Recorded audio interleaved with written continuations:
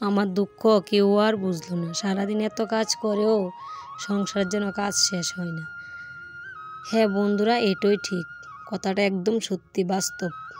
সংসারের প্রত্যেকটা মেয়ের এত কাজ করেও যেন সংসারের কাজ শেষ হয় না, তবে বলে কি কাজ করি সারাদিন।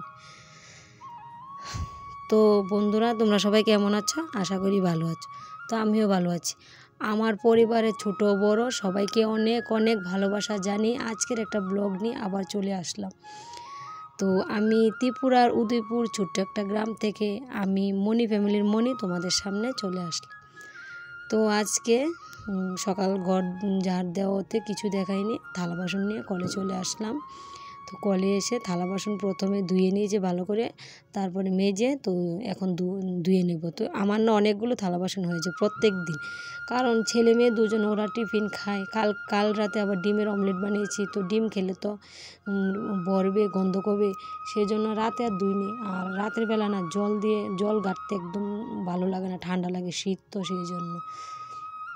তো আমি থালা বাসন সব রেখে দেই, সকালেই ধুই একেবারে। তো সকাল সকাল রোদ্দুর উঠে গিয়েছে, তো অনেকগুলো থালা বাসন ধুয়ে নিয়েছি ভালো করে আগে সার্ফ দিয়ে মেজে নিয়েছি, তারপর ধুয়ে নিয়েছি। আর সকাল সকাল না সাপ্লাইটাও চলে এসেছে। সাপ্লাই চলে আসলে কাজ করতে খুব বেশ ভালো লাগে, সকালের ওয়েদারটা না খুব ভালো লাগে। তো ড্রামটা তো প্রথমে পুড়িয়ে নিয়েছি, এখন বলটা জল ভরিয়ে রাখবো ড্রামের উপরে, কারণ সাপ্লাই চলে গেলে তো হবে না, জল দিয়ে কাজ করতে পারবো না, কথাও বলতে পারি না ভালো করে বুঝছি।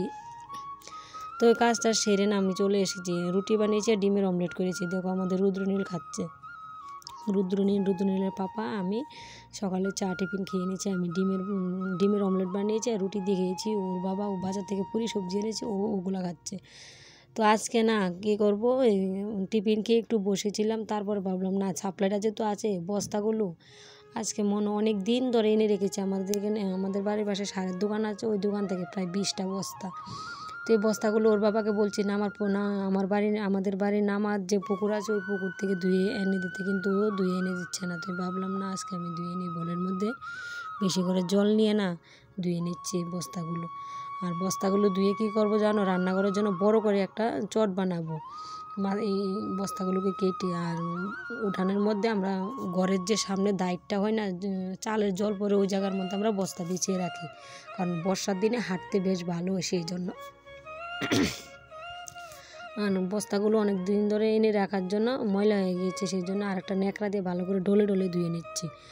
তো দেখো অনেকগুলো বস্তা একটা একটা করে ধুয়ে নিচ্ছে। আর আমার না আজকে প্রচণ্ড ঠান্ডা লাগছে, সেই জন্য প্রথমে গায়ে চাদর দিয়ে কাজ করছিলাম, তারপরে গায়ের থেকে চাদরটা খুলে নিয়েছি। আর রুদ্রনীল আমার পেছন দিয়ে জল নিয়ে খেলা করছে, ওকে বলছি যাও পড়তে বসো, ও কিন্তু বসছে না।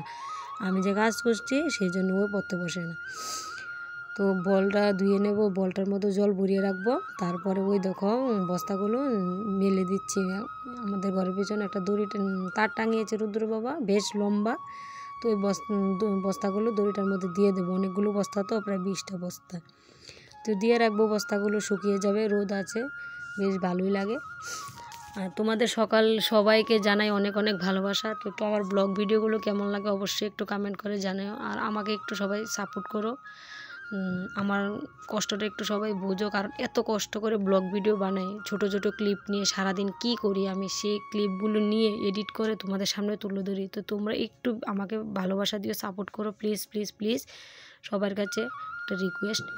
তো কালকে না অনেকগুলো জামা কাপড় ধুয়েছি, এই যে সরস্বতী পূজা গিয়েছে অনেকগুলো তো জামা কাপড় নামিয়েছিলাম, তো ওইগুলো ধুয়েছি। আর বেশ কয়েকটা জামা কাপড় শুকায়নি, ওই জামা কাপড়গুলো আবার ছাদে নিয়ে গিয়েছি, নিয়ে মেলে দিচ্ছি, কারণ বাড়ি জামা কাপড় তো সেই জন্য ছাদে নিয়ে আবার মেলে দিচ্ছি। রুদ্র পাপার সোয়েটার, স্যুট, রুদ্র জ্যাকেট ওইগুলো মেলে দিয়ে আসলাম, রোদ্র উঠেছে সেই জন্য। তারপরে আসলাম রান্না করতে। দেখো মাছগুলো দেখাতে পারলাম না ভালো করে, বিকেট মাছ এনেছে, অনেকটা বড় বিকেট মাছ এনেছে।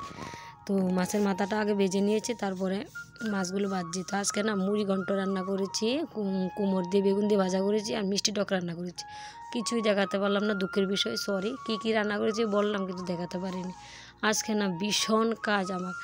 তো কী কাজ করলাম, ওই যে বালিশের কাভারগুলো, বেডশিটগুলো, 2 বিছানার বালিশের কাভার বেডশিটগুলো আবার ধুয়ে নিয়েছি। তখন বাজে প্রায় 1:30, যখন আমি জামা কাপড় বেডশিটটি আর বালিশের কাভারগুলো ধুচ্ছি, কারণ রৌদ্র ছিল আর ওই জিনিসগুলো খুব পাতলা, একটু বাইরে দেখো ভালো করে বাইরে বাইরে ধুয়ে লাইতাছি। আমাদের বাসা যে বাসা বলি, আর ড্রামে বলে জল ছিল, সেই জন্য আমি ভাবলাম না ধুয়ে দিয়ে আজকে যেহেতু সময় আছে সেই জন্য ধুয়ে নিচ্ছি ভালো করে। তো রৌদ্রটা না বেশ ভালো উঠেছে সেই জন্য। আর তোমাদের সবাইকে বলছি যারা এতক্ষণ ধরে ব্লগটা দেখছো তোমাদেরকে অনেক অনেক ভালোবাসা। তো আমার পুরনো বন্ধুরা তো আমার পাশে আছে, আর নতুন যারা ব্লগটা দেখছো যদি চ্যানেলে নতুন হয়ে থাকো চ্যানেলটাকে সাবস্ক্রাইব করে ভিডিওটাকে একটু সবার মাধ্যমে শেয়ার করে দিও প্লিজ প্লিজ, এতটুকুই বলায় তোমাদের কাছে। তো কে কোথায় থেকে ব্লগটা দেখছো একটু কমেন্ট করে বলবে, তো আমি জানতে পারবো আমার বন্ধুরা কোথায় থেকে। আমার পরিবারের বন্ধু বলো বড় ছোট সবাইকে বলছি, তোমরা কোথায় থেকে ব্লগটা দেখছো তাও আমি বুঝতে পারবো যে আমার ব্লগটা কে কোথায় থেকে দেখতে পাচ্ছে। তো এই দেখো এই যে এগুলাকে আমার ভালো করে ধুয়ে নিয়ে হয়ে গেছে। তো বালতির মধ্যে আবার এক বালতি জল নিয়ে ভালো করে এবার এই শেষ ধোয়া ধুয়ে নিচ্ছি, আর ধুবো না ওইগুলো ধুয়ে। তো এখানে না মেয়ের একটা সোয়েটার আছে, ওদের স্নান করে দিয়েছি, তারপরে কিন্তু ধুতে এসেছিলাম স্নান করি। স্নানটা দেখায়নি কারণ ওরা তো জামা কাপড় খুলে স্নান করেছে ছেলে, সেই জন্য ক্যামেরার মধ্যে তুলিনি, তাই বলছিলাম আর কি। তো এগুলো ধুয়ে নেব, ধুয়ে তারপরে মেলে দিয়ে আসবো। তোমাদের কাছে আমার ব্লগ ভিডিওগুলো কেমন লাগে অবশ্যই জানাবে। আমি সারাদিন অনেক কাজ করি তারপরে ব্লগ বানাই। যারা ব্লগ বানায় তারা জানে যে ব্লগ বানাতে কতক্ষণ সময় লাগে। তো আজকে বাড়ি ঘরের তেমন কিছু দেখাতে পারিনি, কারণ আজকে শুধু ঘর দুয়ার ধোয়া দায়ী এইটা ওইটাই দেখিয়েছি। তারপরে বিকেলবেলা চলে গিয়েছি, আজকে ফুলকপি বাঁধাকপি কেটেছে।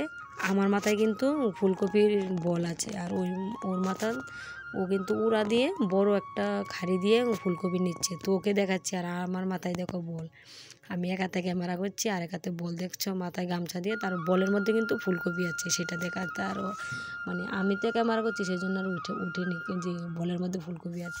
এত পরিশ্রম করে সংসারের মধ্যে, তাও যেন সংসারের কাজ শেষ হয় না। আমার দুঃখটা কেউই বুঝলো না বন্ধুরা, তোমরা একটু বুঝো।